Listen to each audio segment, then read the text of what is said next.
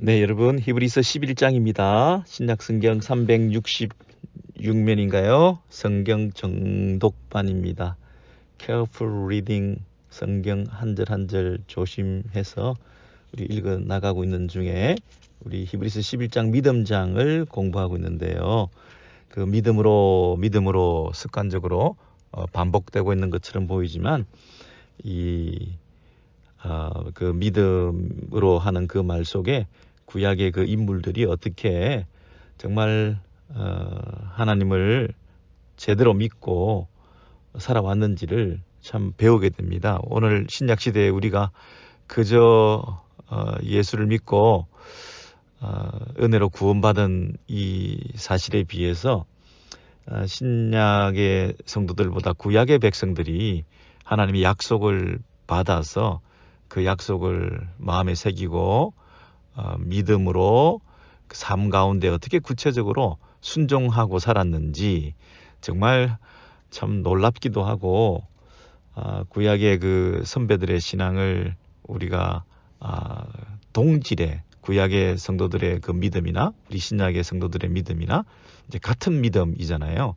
같은 믿음의 그 성격을 서로 살핀다고 하는 것이 우리 11장의 이 말씀이 유익한데요. 오늘은 그 모세에 관한 얘기 세 번째 우리 28절, 29절 말씀 우리 살펴보겠습니다. 지난주에는 23절부터 그 모세의 부모에 관한 얘기와 또 모세가 장성하여 24절에 믿음으로 모세는 장성하여 우리가 성장한 어른이 된 이후에 믿음의 모세의 삶이 어땠는가를 우리가 보았었는데요. 그게 24, 25, 26, 그 다음에 27까지 지난주에 살폈습니다. 24, 25, 26, 27 지난주에 본 거 기억나시죠? 오늘은 28절이 되겠습니다. 28절 믿음으로 유월절과 피 뿌리는 예식을 정하였으니 이는 장자를 멸하는 자로 그들을 건드리지 않게 하려 한 것이며 29절 믿음으로 그들은 홍해를 육지같이 건넜으나 애굽 사람들은 이것을 시험하다가 빠져 죽었으며 여기까지 29절까지가 출애굽 사건이 이제 끝이 나는 거죠. 30절부터는 이제 믿음으로 7일 동안 여리고를 도니 이제 가나안 입성하게 된 이후에 그 역사적 기록입니다. 오늘은 출애굽의 마지막 모세의 이야기로 우리가 정리할 수 있겠습니다. 28절에 믿음으로 누가 유월절과 피 뿌리는 예식을 정하였다고 하는 거죠? 모세가 그렇죠. 믿음으로 모세가 유월절과 피 뿌리는 예식을 정하였으니 이 유월절 예식을 정하고 그 예식대로 지키고 했다는 것입니다. 근데 그 유월절에 그 어린 양을 취해서 그 유월절에 양을 잡아서 그것을 피 뿌리는 그 문지방에 뿌리는 그 예식을 하나님께서 명령하셔서 그것을 지켰는데 그 지킨 것이 믿음으로 했다는 거죠. 믿음으로 했습니다. 그런데 그 믿음의 내용이 뭐겠습니까? 그 피 뿌리는 예식을 지키면 이는 장자를 멸하는 자로 그들을 건드리지 않게 하려 한 것이며 그랬습니다. 그 애굽 땅의 온 천지에 장자 이 사람뿐 아니라 이 짐승들도 이 생명의 기원과 같은 그 장자, 그 장자를 멸하는 자, 죽음의 사자가 그날 밤에 들이닥칠 때에 그들이 누굽니까? 이스라엘 백성들을 건드리지 않게 유월 패스오버 한다 그랬죠? 넘어가도록 죽음을 당하지 않도록 다 전멸되는 가운데에서 살아남을 수 있도록 그렇게 하게 하려 한 것이며 그랬습니다. 그 믿음을 가지고 유월절 예식을 지켰다는 거죠. 유월절 예식을 지킬 때 어떤 믿음을 가졌다고요? 예, 이 피 뿌리는 예식을 통해서 문에 피가 뿌려진 그 집에 있는 장자는 멸하지 않을 거라고 하는 그 피의 효력이 나타날 거라고 하는 그 피가 하나의 표식이 되어서 그 집에 있는 사람들은 구원을 받을 것이라고 하는 그 사실을 믿었기 때문에 그 말이죠. 예, 그렇다면 굳이 하나님께서 알아서 이스라엘 백성들, 당신의 자기 백성들이 어느 집에 있는지 또 진짜 하나님을 신뢰하고 믿어서 구원받을 수 있는 가능성과 자격이 되는지 하는 것들은 하나님이 무엇보다도 그 마음을 보시면 이미 다 알고 계실 텐데 굳이 이런 유월절 예식을 거행해서 피를 뿌리고 문지방에 바르라 하는 것을 가르쳐 주신 것은 그것이 주는 그 교육적인 효과가 있는 거죠. 그리고 이것을 대대로 지켜 행함으로써 꼭 기억해야 될 것이 있다는 것을 가르쳐 주기 위해서 지금 당대에 지금 이 사람들만을 구원해내는 작업이 아니라 다음 세대에 너희 아이들이 물어볼 때에 그 후손들이 무엇에 근거해서 구원을 받았느냐, 어떤 기준과 자격으로 출애굽하는 이 놀라운 기적적인 역사가 이스라엘 가운데 나타났느냐 하는 것들을 두고두고 기억하고 지키고 그 의미를 되새기기 위해서 이 예식을 제정해 주신 거죠. 그죠? 근데 특별히 피 뿌림을 통해서 그 피의 효력으로 피가 상징하는 바, 이 피 흘림을 통해서 이 죽음의 근본 원인인 죄를 사함받는, 죽음이 지나가는, 죽음이 해결되는 그 이유가 뭐라고요? 죽음의 근본 원인인 죄 문제를 해결하기 위해서 이 피의 효력이 나타나야 된다는 거잖아요. 죄가 씻음받고 용서받고 하나님의 공의가 나타나서 우리의 그 하나님의 은혜가 임하는 자가 되기 위해서는 죄 용서와 하나님의 은혜가 임하는 그런 우리의 회복을 위해서는 반드시 피 뿌림이 있어야 된다. 이 피가 상징하는 것을 통해서 제사함을 받고 제사함 받은 자들에게 죽음이 명쾌되는 것이다 라고 하는 것을 분명히 가시적으로 가르쳐 주시기 위해서 이 유월절 예식을 거행했다 이렇게 말을 할 수 있는 거죠. 여러분 유월절 이 예법에 대해서 출애굽기에 잘 나와 있습니다. 출애굽기에 보시면 여러 가지 그 어린 양을 잡는데도 1년 된 수컷으로 해야 된다 이렇게 되어 있습니다. 흠없고 1년 된 수컷으로 하되 그죠? 그 다음에 열나흘까지 간직하였다가 해질 때에 이스라엘 회중이 그 양을 잡고 이렇게 여러 가지 그 예법들이 구체적으로 나와서 무교병과 뭐 쓴나물과 그 고기를 불에 구워서 먹고 날 것으로 물에 삶아서 먹지 말고 어쩌고 하는 것들이 죄송합니다. 그 쭉 나와 있지 않습니까? 하나라도 빠뜨릴 수 없는 중요한 그 예법이 이렇게 나와 있는데 이 규정을 가르쳐 백성들에게 지키라고 모세가 말을 할 때에 그 이스라엘 백성들이 좀 시큰둥하지 않았을까요? 모세 입장에서도 이게 쉬운 일이 아니었을 것 같아요. 마치 노아가 마른 땅에서 방주를 짓는 것처럼, 그죠? 과연 이 방주를 짓는 의미가 있을까? 과연 이 방주를 사람들의 조롱을 받으면서 이 명령을 순종하고 시행할까? 방주를 지어라 했지만 다들 시큰둥한 반응을 보이며 그것에 대해서 비웃는 이런 분위기가 팽배할 텐데 그 가운데서 노아는 믿음으로 방주를 지었다 그랬잖아요. 똑같이 지금 아니 이 피를 잡아서 문설주에 바른다고 해서 죽음이 면하게 된다? 다 죽고 다 이 멸망받을 수밖에 없는 그런 상황에서 그 피 좀 발랐다고 그걸 누가 뭐 알고 제대로 그것이 효과가 나타나서 그 사람들이 그 집안에 있는 사람 다 구원을 받는다는 겁니까? 예, 이해할 수가 없는 거죠. 상식적으로 있을 수 없는 거죠.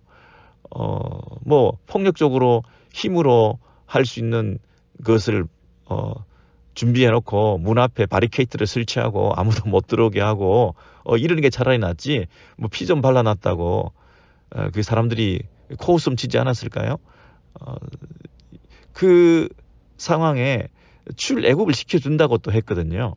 그러니까 출애굽 시켜준다면 이제 멀리 여행을 떠나는 거 아닙니까? 그동안 우리가 짊어지고 가야 될 것도 있고 버려야 될 것도 있고 짐 정리해야 될 것도 있고 이사 한번 간다는 게 쉬운 일이 아니고 여행 한번 한다는 게 참 이 보통 일이 아닌데 어린 것들도 있고 나이 드신 분들도 계시고 이래서 멀리 여행을 출발한다는 것이 정말 쉬운 일이 아닌데 이 철저한 여행 준비를 하려면 힘도 들고 이제 그것만 해도 이 밤에 그냥 정신이 없을 텐데 새삼스럽게 뭐 규례를 지키라 이 예법을 만들어라. 한 개씩 하나씩 그 법을 지킨다는 것이 사실은 여행을 앞두고 예배를 드려라. 여행을 앞두고 이 교회 와라. 여행을 앞두고 뭐 이런 우리를 힘들게 하는 이런 그 규례를 법을 제사를 드려라, 짐승을 잡아라, 뭐 어떻게 해라 이런 것들이 굉장히 바드가 되었을 것 같아요. 하기 싫었을 것 같아요. 아닌 게 아니라 지금 9번째 재앙이 다 실패로 돌아갔잖아요.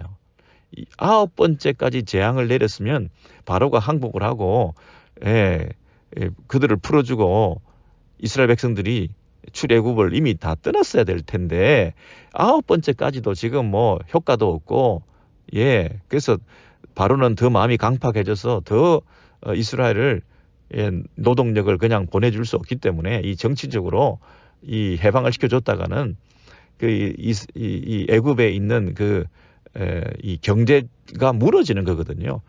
애굽의 그 화려한 영광스러운 경제를 떠받치고 있는 이 노예들의 희생이 필요한데 이들이 다 그 수십만의 대군을 수백만의 그 사람들이 하루아침에 다 떠나버리면 이 바로 입장에서는 이 경제가 무너지고 그럼 백성들이 당장 못 살게 되고 그럼으로써 왕권이 위태롭고 이 세계 최대 국가로서의 위상이 땅에 떨어지고 이 바로가 하루아침에 탄핵의 대상이 될 텐데 이걸 그냥 내보낼 수가 없는 거예요.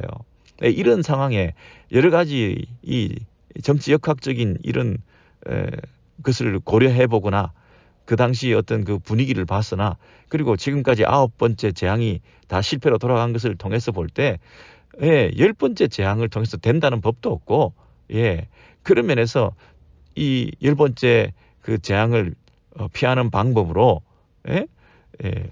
피를 뿌려서 뭐 문지방에 발라라 하는 것으로 된다고 했을 때 이게 허황되고 하니 이걸 그대로 지키고 모세 입장에서도 그것을 이렇게 하라 이렇게 말할 때 백성들의 반발도 우려되고 백성들도 그 말을 들었을 때 말도 안 된다 무슨 그게 될 일이냐라고 할 수도 있는 그런 상황에서 이 모세와 이스라엘 백성들이 한 행동이 여러분 믿음으로 했다는 거예요. 믿음으로 그렇게 유월절을 지키고 피 뿌리는 예식을 정하고 정한 대로 순종하고 하는 것이 하나님의 약속을 하나님의 명령을 받고 하나님 뜻대로 그 일이 이루어질 것이라고 하는 그런 믿음을 가졌기 때문에 이것을 그대로 했다는 거예요. 광야에서 뱀을 뱀에게 물려 있는 상태에서 어떤 사람들은 그 노뱀을 만들어서 그것을 쳐다보면 살리라. 왜 말도 안 되죠, 그게. 그런다고 어떻게 삽니까? 그런데 그것을 명령을 받고 그대로 믿음으로 순종한 사람은 살고 그렇지 못한 사람은 비웃었던 사람들은 다 광야에서 쓰러져 죽었을 거 아니겠습니까? 그런 방식으로 지금 동일하게 노아 홍수를 대비해서 마른 땅에 방주를 만들라 이 얘기나 지금 그 장자의 죽음을 앞두고 피를 바르면 너희들이 다 산다 하는 얘기나 같은 맥락에서 믿음으로 한 행동이다 이렇게 말할 수 있습니다. 여러분 이해되시죠? 네, 우리는 어떤 믿음을 가지고 있습니까? 여기서 이 모세가 그 피를 통해서 우리가 산다. 피 뿌림을 통해서 우리가 이 죽음을 면한다. 피를 통해서 하나님의 공의가 실현될 때에 하나님의 공의로 이 애굽 땅을 다 뒤엎을 때에 노아 홍수를 통해서 이 세상 가운데 하나님의 공의가 실현될 때에 이 모든 게 뭡니까? 죄 문제거든요. 죄 문제가 처리되는 다 죽게 된다는 얘기는 하나님의 공의가 실현되고 다 죽음이 닥친다는 얘기는 그 죽음의 근본 원인인 죄 문제 때문에 우리가 죽인다는 걸 알잖아요.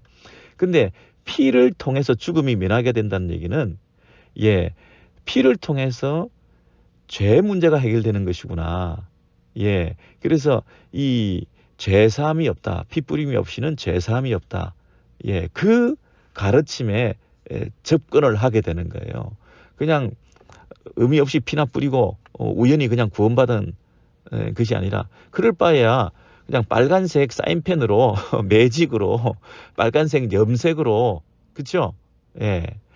그냥 빨간색만 칠해놓고 그날을 지낸 사람은 과연 거기서 구원받았을까요? 그냥 하나의 표시를 해서 여기 지나가 달라 이런 뜻이라기보다는 이 대속적 죽음 대신해서 이 피를 뿌림을 통해서 우리의 죄가 사함 받는 이런 방식의 의미를 가지게 되고 그것을 깨닫게 된 모세가 사실은 장차 그리스도 안에서 이루어질 구속, 그리스도의 피 뿌리심을 통해서 우리가 구원받는 그 일까지 내다보고 믿었다고 하는 것을 여기서 함축하고 있는 것입니다. 이해되시죠, 여러분? 왜냐하면 그 윗절에 26절에 그리스도를 위하여 받는 수모를 애굽의 모든 보화보다 더 큰 재물로 여겼으니 이는 상주심을 바라봄이라. 누가? 모세가 그랬다는 거잖아요.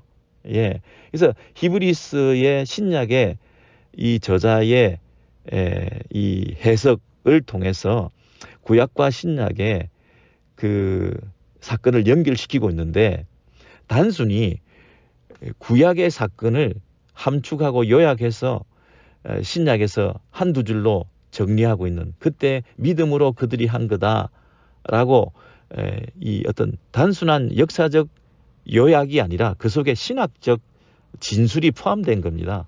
그 안에 믿음이라고 하는 요소를 집어넣어서 그 믿음의 스케일이 그 믿음의 깊이가 믿음의 지평이 얼마나 넓었는지 그리고 구약에서 동질의 믿음 우리가 신약에서 예수를 믿음으로 구원받는다고 한다고 한다면 구약의 백성들도 예수를 믿음으로 구원받는다고 하는 그 사실에 대해서 이 모세와 구약의 백성들도 동일한 예수의 십자가의 그 피의 능력으로 구원받게 되는 그 그늘 아래에 그 우산 아래에 같이 들어가 있다는 것을 가르쳐 주는 것이거든요. 그런 구약의 그 믿음이 진짜 믿음입니까? 어렴풋한 믿음이고 희미한 믿음이고 장차 올 것에 대한 그런 약속을 신뢰하는 뭐 분명한 그런 우리와 똑같은 우리도 지금 100% 믿음의 그 내용과 실체를 다 알지 못하잖아요.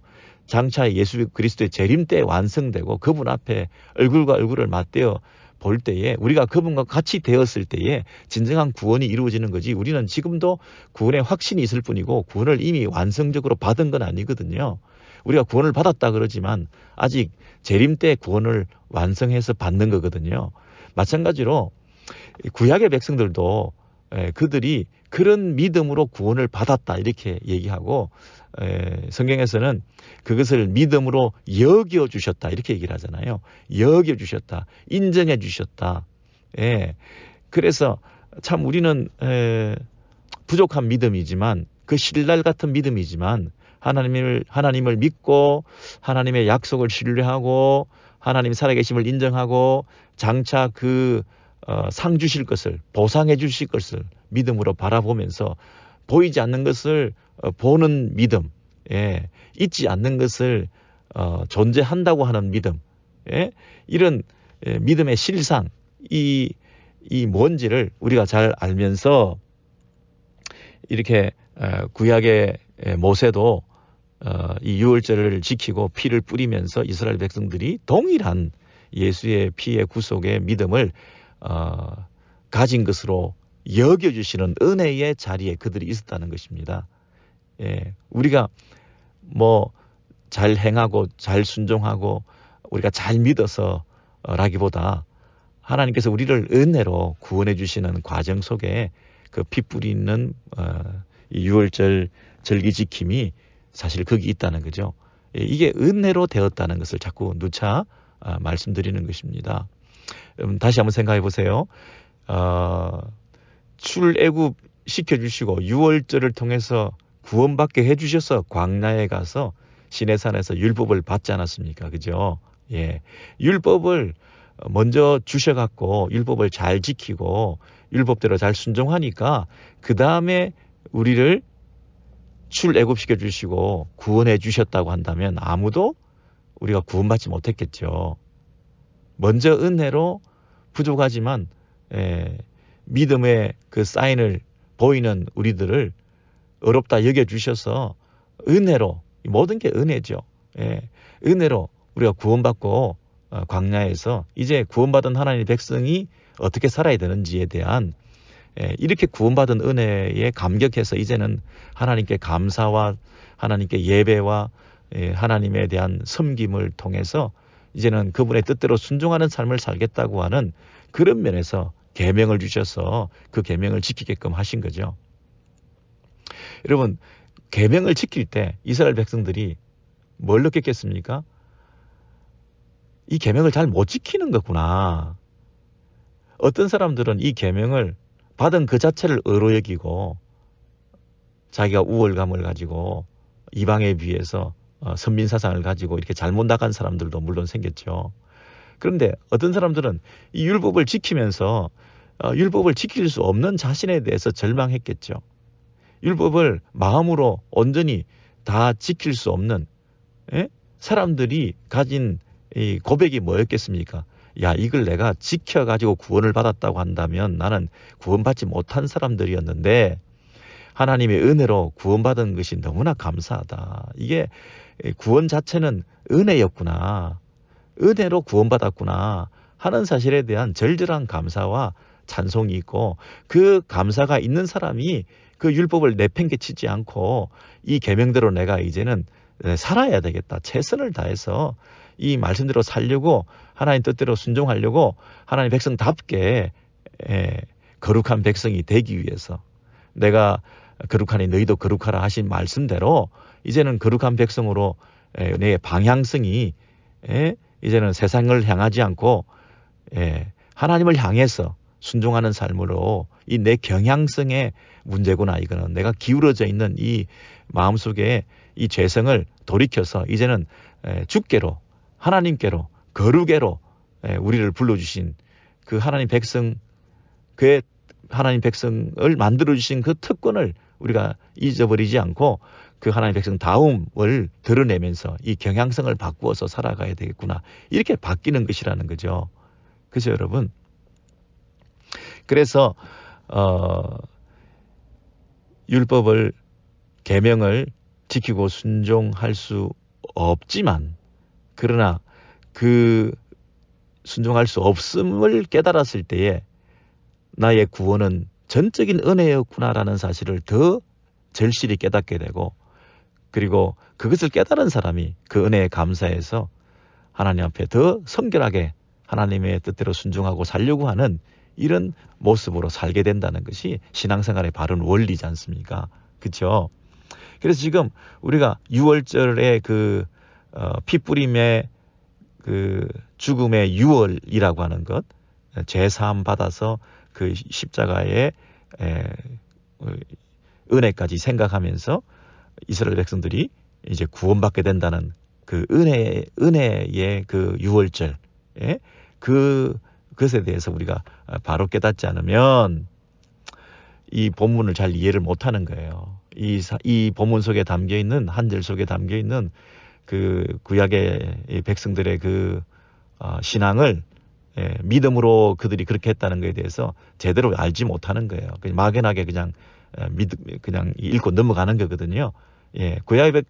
구약의 이 모세와 그 이스라엘 백성들도 이러한 은혜의 틀 안에서 구원을 받게 된 것이다 하는 것을 우리가 안다면, 우리도 오늘 이 시대에, 신약 시대에 우리가 살아가면서 우리가 재림을 앞두고 이 광야 같은 세상 속에서 우리가 어떻게 살아가야 되는가 하는 것들에 대해서 우리가 절망할 때도 있지만, 이게 은혜로 구원받은 사실이 이래서 감격이 되는 거구나. 그리고 우리의 신앙생활에 그 열심을 낙오하지 않고 낙심하지 않고 더 진력해서 달려가야 되겠구나.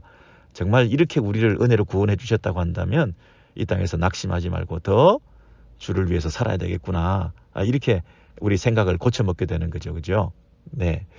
여러분, 그 이스라엘 백성들이 이런 그 믿음으로 유월절을 지키고 그 피 뿌리는 예식을 거행해서 이제 그 죽음의 그림자에서 벗어나게 됩니다. 그리고는 29절에 뭐라고 얘기를 하냐면 홍해를 이제 건너게 되는, 이제 구체적으로 이스라엘 백성들이 대이동하게 되는, 그죠? 출애굽의 그 역사를 지금 이루게 되는 거죠. 그런데 믿음으로 그들은 홍해를 육지같이 건넜으나 그랬습니다. 애굽 사람들은 이것을 시험하다가 빠져 죽었으며 그랬죠. 근데 홍해를 건널 때 누가 홍해를 건넜습니까? 그들은 그랬습니다. 이스라엘 백성들이 홍해를 건넜는데 그 건널 때에 믿음으로 건넜다 그랬습니다. 누가? 이스라엘 백성들이. 여기는 모세가 혼자서 홍해를 건넌 게 아니라 홍해를 이스라엘 백성들이 건넜다 이렇게 돼 있죠. 근데 그 이스라엘 백성들이 믿음으로 건넜다 그랬습니다. 여러분, 이스라엘 백성들이 과연 이런 큰 믿음이 있었을까요? 이스라엘 백성들이 과연 그 불평과 원망 없이 유월절도 잘 지키고 그 출애굽의 대열에 모두 동참해서 원망도 없이 하나님께서 허락하신 그 길을 그대로 순종하며 따라왔을까요? 이스라엘 백성들은 더 짧은 길, 더 이 단축된 가까운 가나안 땅에 들어갈 수 있는 길로 들어가기를 얼마나 원했겠습니까?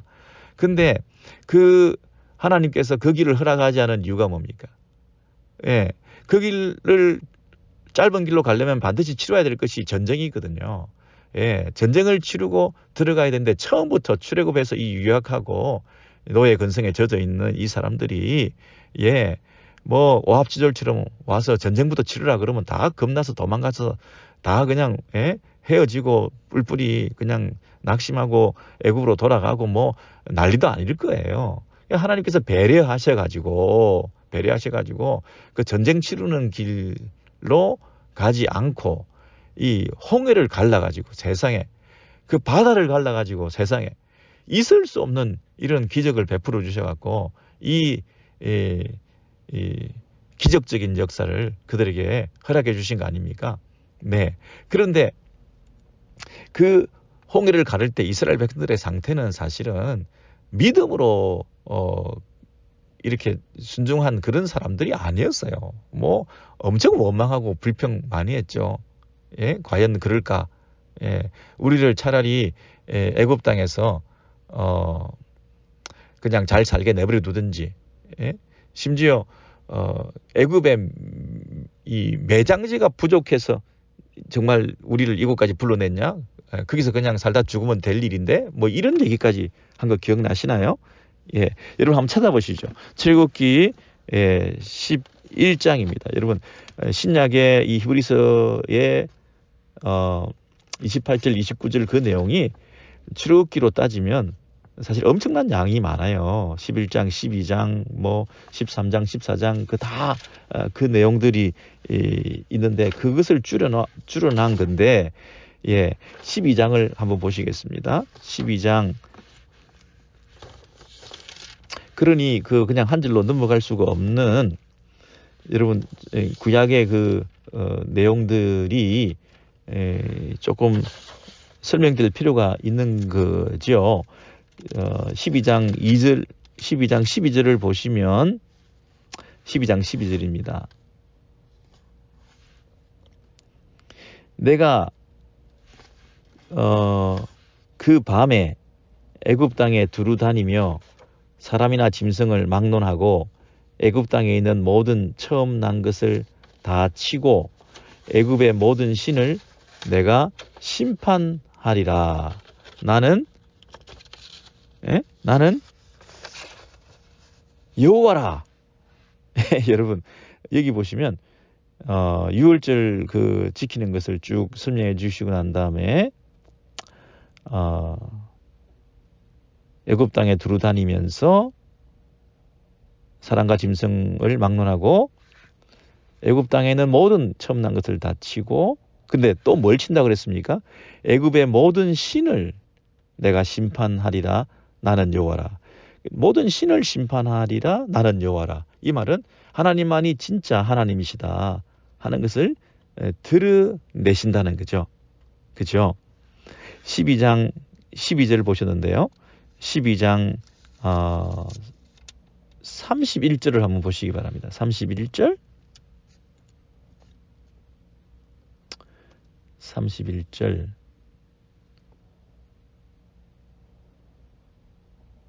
밤에 바로가 모세와 아론을 불러서 이르되 너희와 이스라엘 자손은 일어나 내 백성 가운데에서 떠나 너희 말대로 가서 여호와를 섬기며. 여러분 그 출애굽의 목적, 이스라엘을 불러내시는 목적이 뭡니까? 내 백성 가운데서 떠나 너희 말대로 가서 여호와를 섬기며 그랬죠. 예. 그래서 이 바로도 여호와를 섬기는 목적으로 하나님이 시작하신 그 출애굽대로 이제는 허락할 수밖에 없다. 그래서 이스라엘 백성들이 출애굽하게 되는 것은 바로로부터 벗어나서 하나님을 섬기고 예배하는 일을 하기 위해서 지금 출애굽하게 되는 것이죠. 그리고 아까 하나님께서 뭐라고 하셨습니까? 너희 신들을, 애굽의 모든 신들을 내가 심판하리라 그랬잖아요. 그러면 이 두 가지를 연결시키면 여러분은 어떤 뜻이 됩니까? 지금까지 이스라엘 백성들이 하나님을 제대로 섬기지 못했다 이 얘기잖아요. 애굽에서 이스라엘 백성들이 하나님의 백성인데도 불구하고 애굽에 있는 모든 신들의 영향을 받으며 그 애굽 신들이 올가매고 억압하고 있는 그 세력에 의해서 종살이를 하다가 이제 출애굽한다는 얘기는 그 신들로부터, 애굽의 모든 신들로부터 벗어나 그 애굽의 그 종교와 애굽의 풍습과 애굽에서 살았던 그런 삶의 모든 습성들을 다 제거하고 오직 한 분, 하나님 앞에 나와 하나님을 제대로 예배하는 자들로 삼고 그 광야길을 통해서 그 애굽의 때를 벗겨내고 가나안 땅에 들어가기에 합당한 하나님의 백성으로서 회복되는 이 모든 이 과정이 필요해서 그 일들을 허락하시고 지금 출애굽 하신다 이렇게 말할 수 있잖아요. 그러니까 이스라엘의 그 출애굽 사건을 단순히 노예 해방 사건, 정치 사회적인 이스라엘의 회복 이런 차원이 아니죠. 요즘도 보면 해방 신학자들이나 그 민중 신학자들이나 이런 그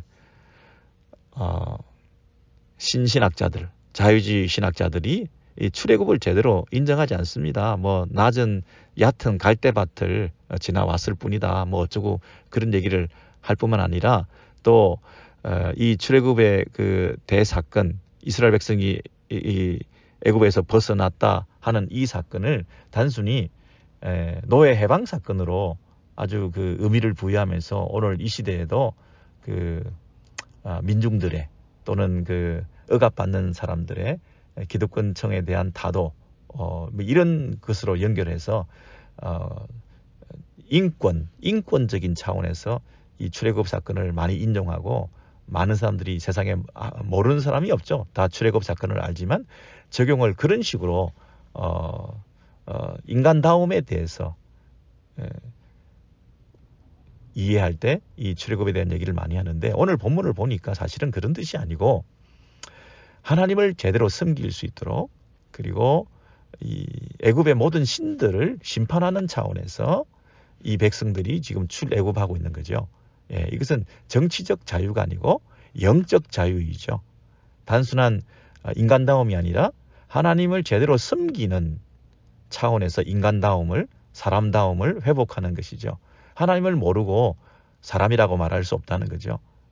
노예 상태에서 해방되는 것이 중요한 게 아니라 죄의 종살이하고 있는 사탄의 종살이하고 있는 자들을 건져내어서 하나님께 참 자유를 회복시키고 하나님 나라의 새로운 문화를 우리가 꽃피울 수 있는 그 일에 우리가 부름받았다는 것 아니겠습니까?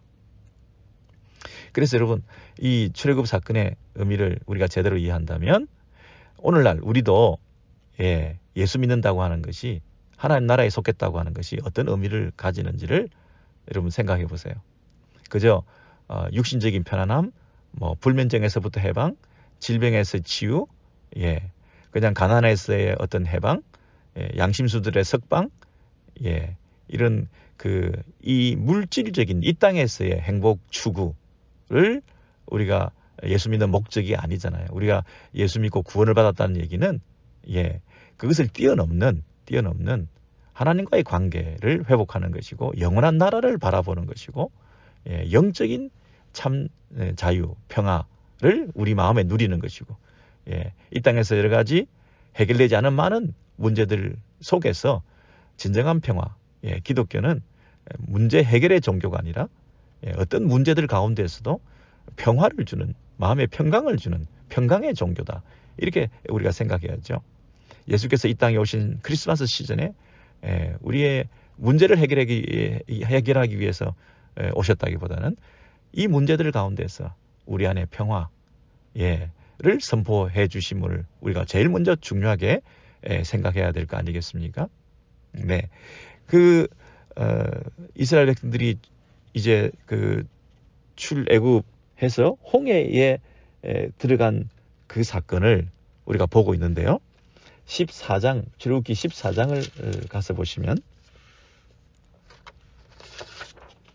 14장에 5절 이하에 쭉 한번 보시죠. 출애굽기 14장, 여러분 성경 보셔야 됩니다. 네. 여러분 믿습니다. 성경을 펼치고 노트 하시면서 이렇게 시간을 따로 할애하시는 것이 큰 도움이 되는 거 아시죠? 그냥 귀로만 들으면 남는 게 하나도 없고요. 손으로 기록해야 그나마 오래 기억되고 그것이 우리에게 큰 힘이 된다고 저는 믿습니다. 자, 14장 5절 이하에 보시면 찾으셨죠? 그 백성이 도망한 사실이 애굽 왕에게 알려짐에 바로와 그의 신하들이 그 백성에 대하여 마음이 변하여 이르되 우리가 어찌 이같이 하여 이스라엘을 우리를 섬김에서 놓아 보내었는가? 이 엄청난 노동력을 가진 이스라엘들을 놓아 보냄으로써 우리가 큰 경제적인 피해를 보게 되었다. 나라의 근간이 무너지게 생겼다. 우리가 착각했다, 진짜 잘못했다, 이래서는 안 된다 하고 어떻게 했습니까? 6절에 병거를 갖추고 그 백성을 데리고 이제 이스라엘 백성들을 추적하게 된 거죠. 이스라엘 백성들이 이제 이 추적을 당하게 되니까 막 이제 뒤에서 막 쫓아오죠. 앞에는 홍해가 가로막혀 있죠. 이러면 이제 어떻게 되겠습니까? 10절 보십시오. 바로가 가까이 올 때에 이스라엘 자손이 눈을 들어 본즉 애굽 사람들이 자기들 뒤에 이른지라. 이스라엘 자손이 심히 두려워하여. 여러분, 심히 두려워하여. 이스라엘 백성들이 믿음이 좋았던 게 아니에요. 홍해를 믿음으로 걷는 게 아닙니다.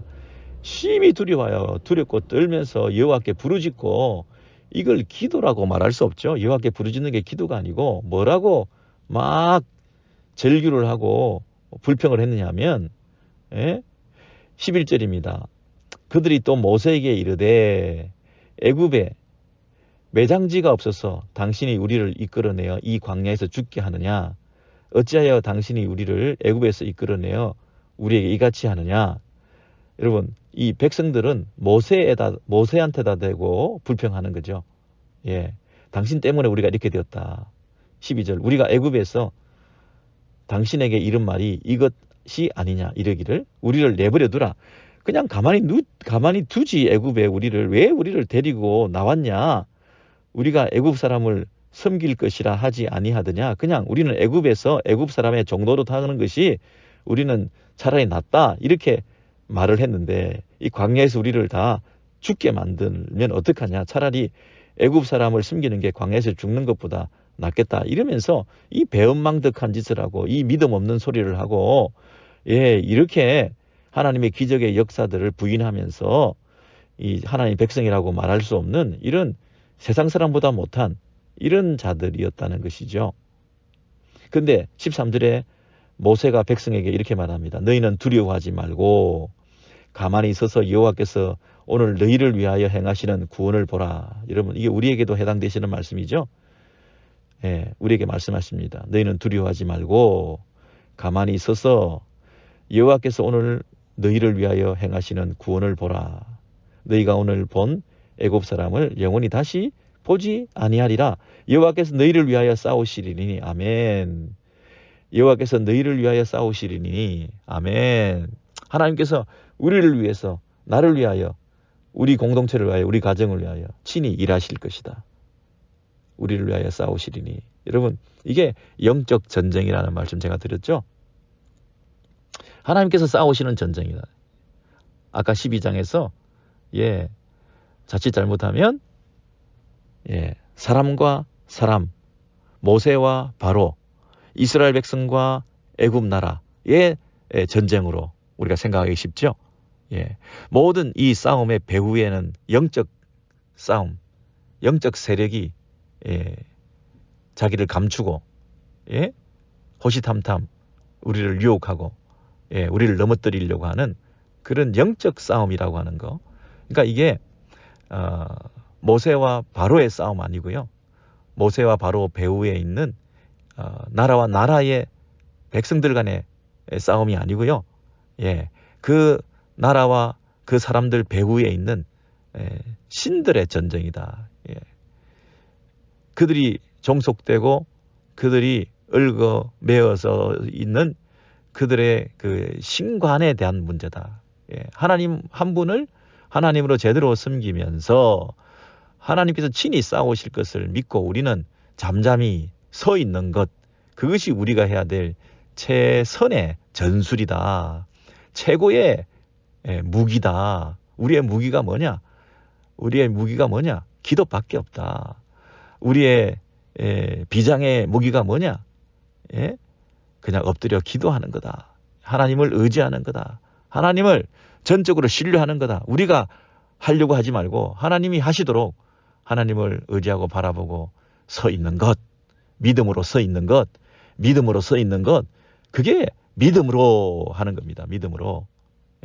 그래서 아까 이스라엘 백성들이 홍해를 건널 때에 믿음으로 건넜다 할 때 이 믿음이라는 게 어떤 믿음입니까? 할 수 있다 하는 그런 믿음. 자기 확신에 근거한 믿음 이런 거 아니고 예? 나는 할 수 없다. 하나님만을 신뢰한다 하는 그 믿음을 얘기하지 않습니까? 네, 이스라엘 백성들을 영도하는 이 모세가 이미 그 믿음을 경험했죠. 자기가 자기 힘으로 나이 40에 뭔가 할 수 있을 거다. 애굽을 타도하자. 그래서 이스라엘 백성들이 고통당하고 있을 때 자기 방식으로 폭력으로 심지어 살인으로 그 이스라엘 백성들을 구원해내는 이런 방법으로 세상 나라의 방식에 빌어서 그 힘을 가지고 이스라엘의 구원자가 되려고 했던 그 모세를 이제 하나님께서는 40년 동안 광야에서 집어넣어서 그 고스란히 40년 동안 애굽의 교육을 받았던 것을 하나하나 때를 벗기시면서 자기를 부인하게 하시고 나이 80에 이제는 나이 80에 내가 뭔가를 했다 할 때 내가 스스로 했다고 말할 수 없게 만드셔가지고 이제부터 하는 것은 다 하나님이 하신 것이라고 밖에 말할 수 없게끔 만들어가지고 내가 언변이 없습니다. 말에 능했던 애굽의 그 교육을 받았던 그 모세가 나는 말을 할 줄을 모릅니다. 어린아이 같습니다. 이런 어떤 나이 80에 비로소 가장 하나님이 쓰시기에 좋은 나이, 가장 하나님께 영광 돌리기에 좋은 그 육체적 상태, 지금이 제일 좋을 때다. 지금이 제일 은혜를 드러낼 때다. 지금이 제일 하나님께 영광 돌리고 하나님 앞에 쓰임 받을 수 있을 때다.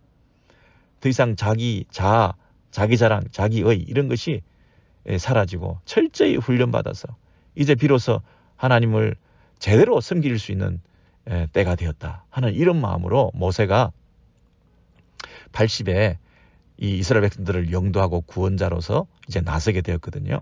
그러니 그 모세의 그늘 아래에 있는 이 이스라엘 백성들도 동일한 실수를 하고 있지만 모세가 인내하면서 그 모세에 붙어 있는 자들을 같은 자신의 그 하나님에 대한 그 믿음을 그들도 가지게 해서 그래서 하나님께서 보실 때는 이 모세 한 사람으로 대표되는 이스라엘 백성들을 모세가 믿는 그 믿음으로 이스라엘 백성들도 구원해 주시는 방식으로 이스라엘의 중보자가 되게 해 주신 거죠. 그러니까 우리가 어디에 속해 있느냐 이게 중요하죠. 모세에게 속한 모세에게 붙어 있는 이스라엘 백성들이 이제 모세가 가진 그 믿음으로 그들도 같은 믿음으로 서 있게 만드시는 이런 방식으로 그래서 이스라엘 백성들이 모세의 말을 듣고 여호와께서 너희를 위하여 싸우시리니 너희는 가만히 있을지니이다. 여호와께서 모세에게 이르시되 너는 어찌하여 내게 부르짖느냐 이스라엘 자손에게 명령하여 앞으로 나아가게 하고 이제는 하나님께서 싸우실 테니 믿음을 가지고 나아가라 이렇게 말씀하셨죠. 지팡이를 들고 손을 받아 위로 내밀어 그것이 갈라지게 하라. 지금 모세가 가지고 있는 것은 지팡이 하나밖에 없죠. 모세가 가지고 있는 것은 다 버렸죠. 모세가 자기가 자랑 삼고 있던 것들은 다 내려놓았죠. 하나씩 광야에서 다 내려놓다 보니까 마지막에 남은 게 하나밖에 없어. 하나님 한 분밖에 남은 게 없어요. 근데 한 분밖에 남은 게 없는 자기의 문물, 자기의 교육, 자기의 모든 자랑 다 내려놓고 이제 남은 건 광야에서 하나님 한 분만 바라보게 되었는데 그 하나님 한 분만 바라보게 된 것이 가장 큰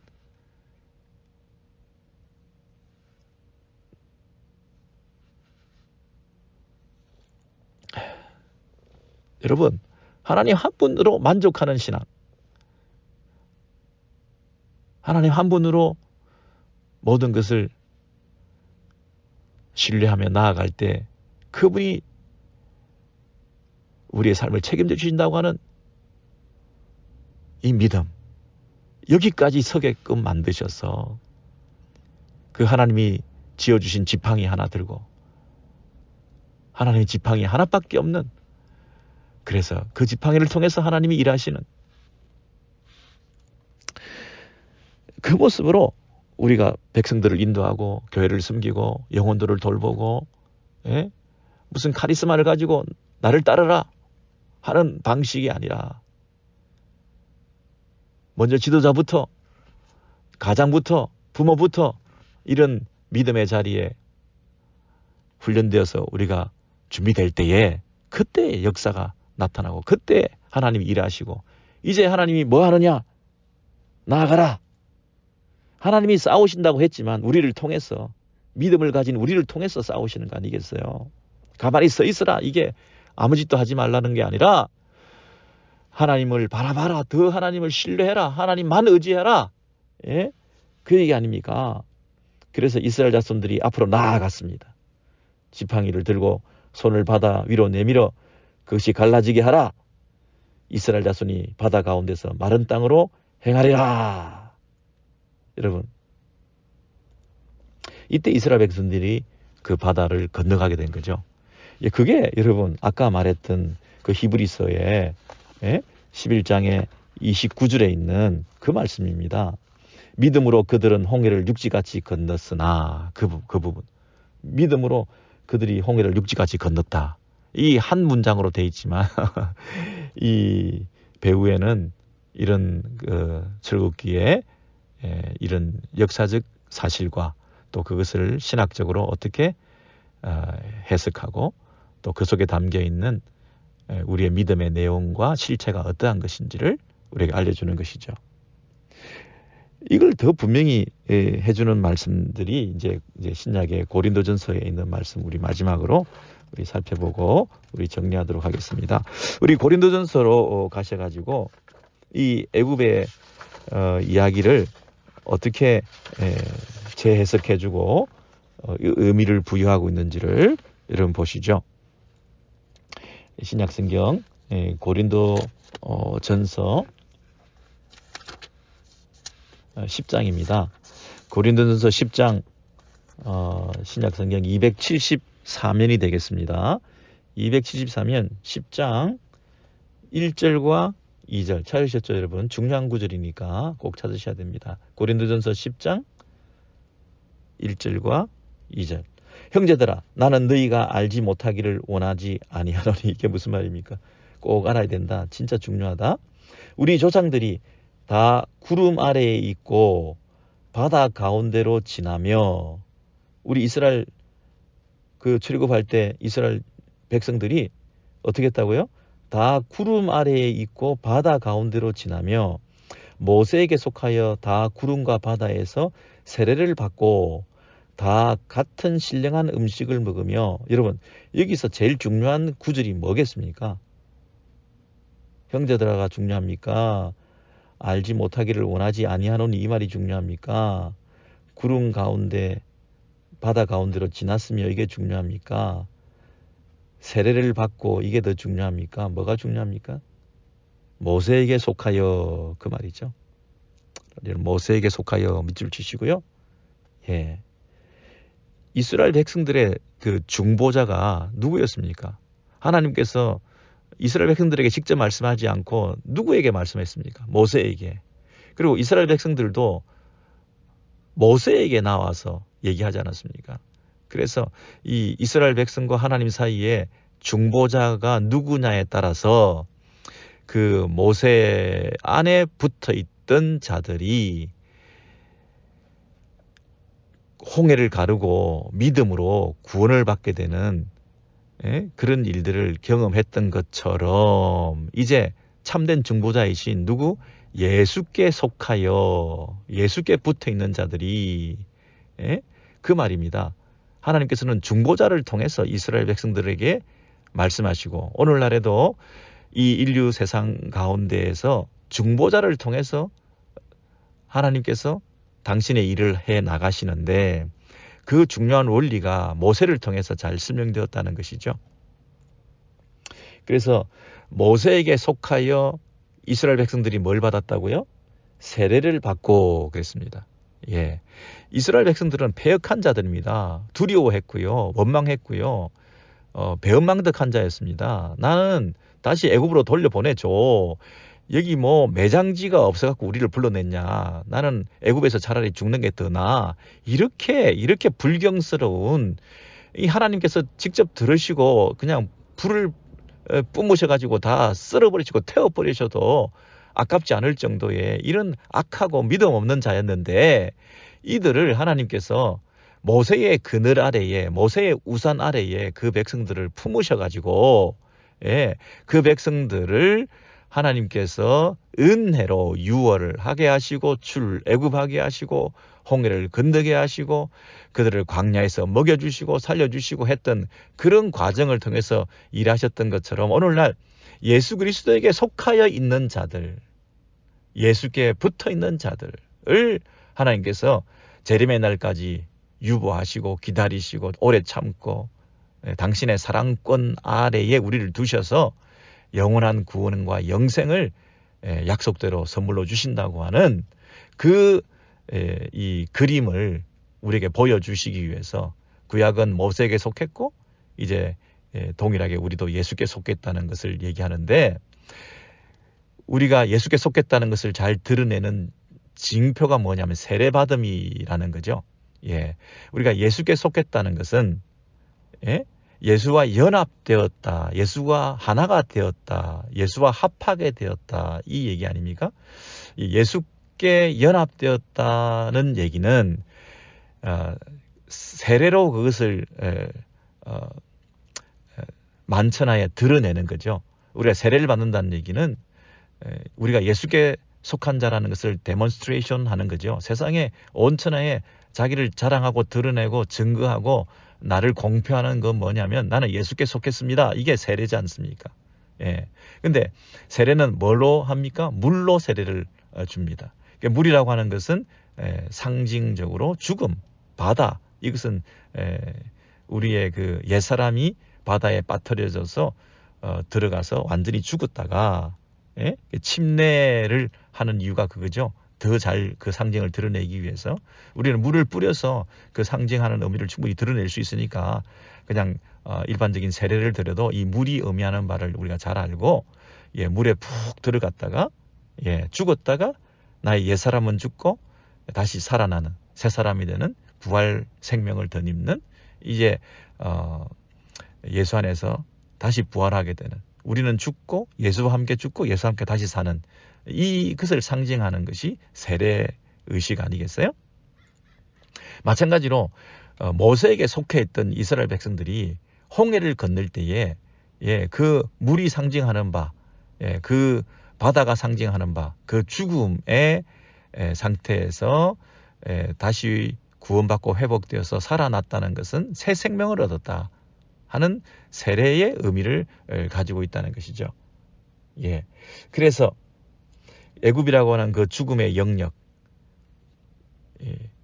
홍해라고 하는 그 죽음의 바다에서 우리가 다시 세례를 받고 새 생명을 얻고 이제는 죽음이 아니라 생명의 은혜를 입고 살아가는 새로운 존재가 되었다는 사실을 영적 노예 상태에서 하나님을 섬기는 진정한 영적 자유를 회복하게 되었다는 우리가 나의 옛사람은 죽고 나는 예수와 함께 새 사람이 되었다고 하는 그 사실을 가르쳐주는 그 세례라는 단어를 여기 쓰고 있는 거죠. 그래서 홍해를 가르고 나온 이스라엘 백성들이 세례를 받았다 이렇게 얘기를 하는 거예요. 모세가 모세에게 속해서 있던 그 불신앙의 이스라엘 백성들이었지만 그러나 모세에게 속해서 은혜로 홍해를 건너서 구원을 받고 그 죽음의 땅에서 벗어나게 된 것 이것이 세례의 의미를 제대로 드러낸 것이다. 그림 언어로 우리에게 가르쳐 준 것이다. 그 얘기입니다. 그러니까 우리가 세례를 받았다는 얘기는 아까 이스라엘 백성들이 어떤 걸 경험했습니까? 죽었다가 살아난 것이죠. 그리고 그 히브리서 11장 그 29절에 어떤 대목이 나오죠? 추적하여 따라오던 애굽의 사람들이 다 수장되는 결과를 우리가 눈으로 목도하고 더 이상 추적하지 않는 완전히 벗어난 상태, 완전히 추적이 더 이상 생기지 않는 상태, 완전한 승리를 세례라고 얘기하는 것이죠. 더 이상 붙잡힐까 봐 두려워하지 않고 다시 애굽으로 가야 되겠다고 하는 이런 어떤 후회스러움, 한탄, 원망 이런 것을 완전히 종식시킬 수 있는 상태. 그 이스라엘 백성들은 모세에게 속했기 때문에 구원받았지. 이스라엘 백성들이나 그 로마의 죄송합니다. 그 애굽의 그 군대나 뭐 그놈이에요, 사실은요. 불평하고 원망하거나 그 이스라엘 백성들을 추적해 오는 그 애굽 사람들이거나 뭐 똑같은 죄인들이에요. 그 애굽 사람들이 더 잘 무장되어서 더 현대식 무기를 가지고 더 바다에서 살아남을 가능성이 더 많은 군대였지 않습니까? 근데 이스라엘 백성들은 뭐 오합지졸인다고 온 가족들이 뭐 노약자들이 함께 모여있는 이런 데서 그들이 마른 땅을 걷는 것처럼 다 구원받고 살아났다는 게 이게 서로 대비가 되는 사건이지 않습니까? 무엇의 차이 때문에 이렇게 이런 일이 벌어졌습니까? 어떤 차이 때문에? 이스라엘 백성들은 모세에게 속했고 애굽의 용사들은 바로에게 속했기 때문에 그렇습니다, 여러분. 그래서 그 바로에게 속했던 그들이 몰살되고 수장됨을 통해서 그 애굽에서 완전히 벗어나고 홍해에서 완전히 살아남은 이 이스라엘 백성들은 더 이상 추적자가 없는 거예요. 더 이상 자기를 괴롭히는 애굽의 그 잔상들이 남아있지 않는 거예요. 애굽의 그 어떤 것들도 하나도 그 홍해를 다시 건너올 수 없는 거예요. 이게 뭡니까? 세례를 받았다는 것입니다. 우리가 세례를 받았다는 얘기는 옛 성품을 끊어버리는 것을 말합니다. 우리가 세례를 받았다는 얘기는 완전한 세상과의 단절을 말합니다. 더 이상 두려움이나 더 이상 원망이나 더 이상 과거의 트라우마나 더 이상 세상에서 가지는 유혹이나 더 이상 마음의 정신적인 아픔이나 슬픔이나 상처나 눈물이나 이런 것들을 홍해를 건너므로써 완전히 끝냈다는 얘기입니다. 더 이상 쳐다보지도 않는다는 것입니다. 더 이상 두려워하지 않는다는 것입니다.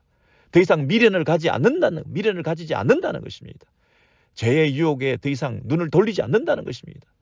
더 이상 하나님께 우리의 모든 것을 쏟아 부음으로써 세상에 대한 어떤 미련과 애착을 가지지 않고 살아갈 수 있는 새로운 경향성을 가지게 되었다는 것입니다. 이제 가나안을 향해서 나아가는 일만 남은 것이지 다시 애굽으로 돌아가야 된다고 하는 이런 주춤 그림이 세상 가운데서 우리 가운데서 발견된다고 하는 것은 제대로 신의 세례를 받고 세례의 의미를 알고 예수께 속해 있다고 하는 것을 그 의미를 모르는 자들이 보이는 태도라는 것입니다. 여러분, 그래서 그 고린도전서 10장 그 3절에 그 광야에서 이제 어떻게 해야 된다고 얘기했습니까? 다 같은 신령한 음식을 먹으며 다 같은 신령한 음료를 마셨으니 이는 그들을 따르는 신령한 반석으로부터 마셨음에 그 반석은 곧 그리스도시라 그랬습니다. 여러분, 똑같이 그들이나 우리들이나 이 음식을 먹고 음료를 마시고 그 이스라엘 백성들도 다 함께 이 음식을 먹고 음료를 마시며 근데 그 중요한 단어가 4절에 있습니다. 10장 4절에서 제일 중요한 단어가 뭐겠습니까? 신령한 음료? 반석? 마셨으며? 뭐가 제일 중요한 단어겠습니까? 따르는. 이는 그들을 따르는, 동행하는, 늘 함께 하시는, 홍해를 가르고 나와서 애굽에서부터 더 이상 그 애굽이 주는 안식, 애굽이 주는 위로, 애굽이 주는 편안함, 세상적인 만족, 그런 거 다 끝내고 이제는 완전히 광야로 나와서 아무것도 없어. 먹는 것도 마시는 것도 불편해. 충분하지 못해. 먹는 것도 마시는 것도 만족스럽지 못해. 예, 이런 어떤 상태에 있는 이 광야길의 이스라엘 백성들에게 하나님께서 세상에서는 줄 수 없는 신령한 것을 주셨다는 거예요. 신령한 음식을, 신령한 음료를 먹고 마실 수 있도록 해주셨다는 거예요. 날마다, 아침마다 하나님께서 우리와 함께 하시고 우리와 동행해 주시는 그 은혜로 우리는 넉넉히 살 수 있다는 거예요. 그게 뭡니까? 그들을 따르는 이 반석은 그리스도라. 그 반석에서부터 터져 나오는 생명의 물을 우리가 마시면서 믿음으로 살아간다는 것이죠. 예? 그 반석이 그리스도라. 그리스도께서 오늘도 동행하시며 우리의 삶을 앞장서 가시고 우리와 함께 하시면서 우리의 필요를 채우시고 우리 안에 진정한 만족을 주시고 영적 자유를 주시고 하나님을 아버지로 부르며 하나님을 섬길 수 있는 은총을 더해 주셔서 이제는 애굽을 부러워하지 않고 세상을 부러워하지 않고 이제는 수장된 그 애굽 사람들이 더 이상 쫓아오지 않는 진정한 해방 자유를 우리가 누리면서 더 이상 세상을 바라보지 않고 이제는 하나님께로 향하여 하나님 기뻐하시는 하나님께서 원하시는 삶을 내가 살아내겠다고 그리스도께서 힘주시고 동행해 주셔서 우리를 외롭지 않게 하시고 피곤치 않게 하시고 때를 따라 먹을 것을 주시고 때를 따라 신령한 음료를 마시게 하셔서 마음의 갈증을 해결해 주시고 말씀으로 날마다 생명의 양식을 공급해 주시고 부유함을 얻게 해 주시고 이 땅에서 영적 해가를 누리면서 우리에게 진정한 위로가 되시는 예수 그리스도 그분과 살아가는 이 즐거움을 새롭게 우리가 살아가게 되었다는 것이죠. 애굽에서 살아가는 방식으로 살래 광야에서 주님과 동행하며 살아가는 이 방식에 눈을 뜨고 이것을 진정한 기쁨으로 누리며 주님 오시는 그날까지 가나안 땅에 입성할 그날까지 우리가 낙심하지 말고 살아가야 될 것 아니겠습니까? 오늘 이 말씀 우리 히브리서 11장 28절 29절 출애굽하는 사건에 대해서 우리가 살펴보았습니다.